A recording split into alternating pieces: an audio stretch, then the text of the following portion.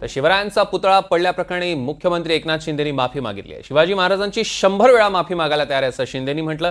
तसंच या पडलेल्या पुतळ्यावरून राजकारण करू नये असं आवाहनही मुख्यमंत्र्यांनी केलं आहे। तर अजित पवारांनी या प्रकरणी कालच माफी मागितली। घडलेली घटना चूकच होती, चुकीला माफी नाही असं अजित पवार म्हणाले। झालेली घटना अतिशय दुर्दैवी आहे। नेवीने तो पुतळा उभारला चांगल्या भावनेने, परंतु दुःख देणारी घटना तर झाली आहे।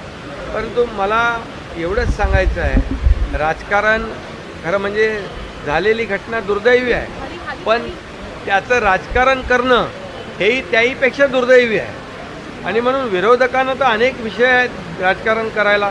छत्रपती शिवाजी महाराज ही आपली श्रद्धा आहे, अस्मिता आहे, आपलं दैवत आहे, यावर राजकारण करू नये। आणि जर म्हणाल आपण की अशी मागणी ते करतायत माफीची, तर छत्रपती शिवाजी महाराज हे माझं आराध्य दैवत आहे आपल्या सगळ्यांचं।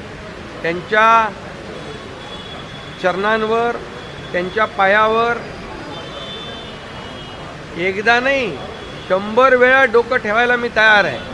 100 वेळा त्यांची माफी मागायला मला कुठलाही कमीपणाचं नाही वाटणार नाही, कमीपणा नाही। कारण छत्रपती शिवाजी महाराज हे आराध्य दैवत आहे आणि त्यांचा आदर्श घेऊनच, त्यांचा आदर्श ठेवूनच आम्ही राज्याचा कारभार करतोय।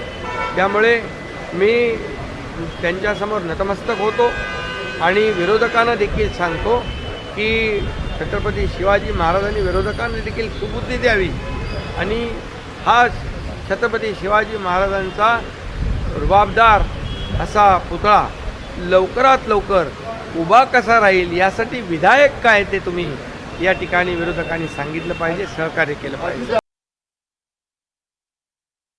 त्यांच्या पुतळ्याच्या बाबतीमध्ये जी घटना घडली, काही जण म्हणतात हे अमक्याने काम केलं, नेव्हीने केलं, कोण म्हणतं पीडब्ल्यूडी केलं, कुणीही काम करू देत, चूक ती चूकच आहे, त्याला अजिबात माफी नाही।